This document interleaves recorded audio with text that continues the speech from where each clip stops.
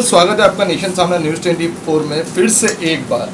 पिछले बार हमने आपसे कुछ जानकारी ली थी कि आखिरकार कोरोना वायरस को किस तरह से रोका आपने अपने क्षेत्र में। इस बार दुनिया में तरह तरह की दवाइयाँ बनाने की कोशिश की जा रही है। क्या वाकई ही कोरोना एक खतरनाक वायरस है? लोगों को इससे किस तरह से बचने की ज़रूरत है, इस पर हम जानकारी आपसे लेंगे। धन्यवाद आपका। कोरोना वायरस एक खतरनाक वायरस तो है ही, लेकिन यह वायरस उन लोगों में ज़्यादा अफेक्ट कर रहा है जो 60 साल के ऊपर हैं, जो 65 साल के ऊपर हैं, जिन्होंने अपने हेल्थ पर बिल्कुल ध्यान नहीं दिया है, जिनका सैचुरेशन लेवल फॉल डाउन हो रहा है, उन्हें कोरोना वायरस बहुत पहले पकड़ रहा है।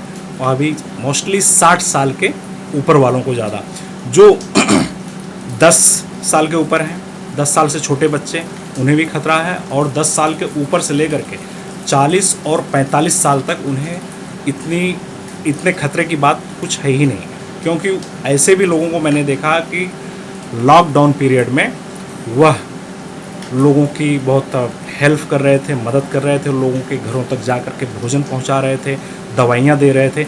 ऐसे भी नौजवान उस समय थे, लेकिन वो आज तक एकदम बचे हुए हैं।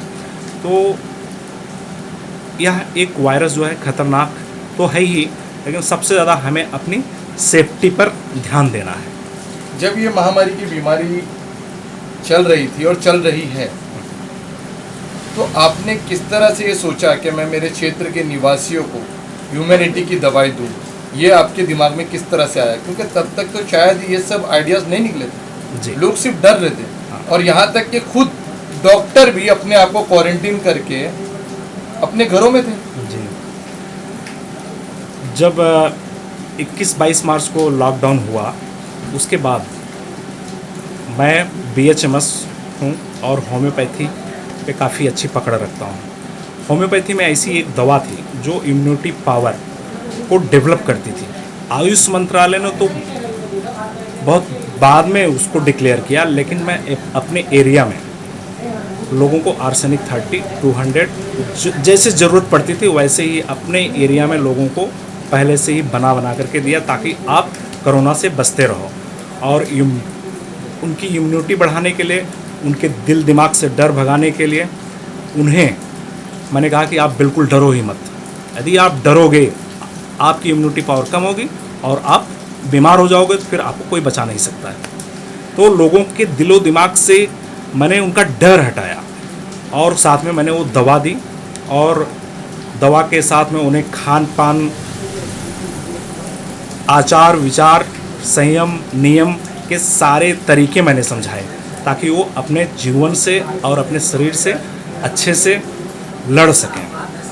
और नियमित रूप से एक्सरसाइज मैंने बोला घर में ही करो, बाहर तो पॉसिबल नहीं है। नियमित रूप से गर्म पानी पीते रहो। हाँ, अच्छा भोजन लो। उस समय अच्छा भोजन मिलना यह था, सब हर लॉकडाउन ही चल रहा था।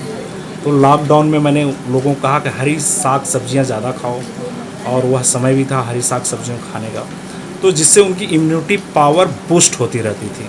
खास करके मैंने लोगों को एक दालचीनी का पानी ज़्यादा पीने के लिए कहा कि आप दालचीनी पानी को गर्म करो और 5 मिनट उससे उबलने दो, और उसके बाद उसका दिन में कम से कम 3 बार का सेवन करो। दालचीनी जो है अपने डाइजेस्टिव सिस्टम का बूस्टर है, जो कह सकते हैं कि हम अपने पैंक्रियास सिस्टम को और स्टोमक को जो जूस तैयार करके उससे देना है, वो बराबर करती है। दालचीनी में इतने सारे गुण हैं। लेकिन सरकार की कुछ गाइडलाइंस है, जैसे सोशल डिस्टेंसिंग, मुंह पे मास्क लगाना, सैनिटाइजर से 6-7 बार हाथ धोना, साबुन से हाथ धोना, और किसी से भी 2 गज की दूरी बना के रखना। तो इस पर आप क्या सोचते हैं? सरकार की जो ये गाइडलाइंस थी काफ़ी अच्छी थी। या तो हमारे पुराने समय में पुराने भारत और भारत ही के अलावा और जो भारत देश में कुछ ऐसी जगह थी जो हमारी पुरानी सभ्यता थी, सोशल डिस्टेंसिंग, लोगों से नमस्ते करना ताकि इन्फेक्शन ना लगे, हमारे खिलाड़ी सब। को किस तरह बर्ताव करना चाहिए जब तक ये वैक्सीन उन तक नहीं पहुंचती? जैसे जैसे शुरू में कर रहे थे बर्ताव, लोग किसी एक दूसरे को घृणा की नज़र से ना देखें, हाँ उनसे दूरी बना के रखें। जैसे अब अपने ही घर में किसी को कोरोना हो गया तो क्या हम उसे घृणा की दृष्टि से देखेंगे? तो ऐसे ही यही घृणा जो है ना समाज से निकाल देनी चाहिए, तो अपने आप सब कुछ सही हो जाएगा। उसको कैसा लगा जब कोविड योद्धाओं को आपने देखा होगा पूरे लॉकडाउन के दौरान कहीं ना कहीं एक खबर आ रही थी कि कोविड योद्धाओं के ऊपर हमले हो रहे हैं, कोविड योद्धाओं को कुछ ना कुछ कहा जा रहा है और जो चेकिंग के लिए जा रहे हैं उन सबको कहीं ना कहीं एक समस्या का सामना करना पड़ रहा था। लेकिन आपके क्षेत्र में, आपके क्षेत्र के निवासियों ने 15 अगस्त के दिन आपको मान सम्मान दिया, इस पर आपको कैसा गर्व महसूस हुआ?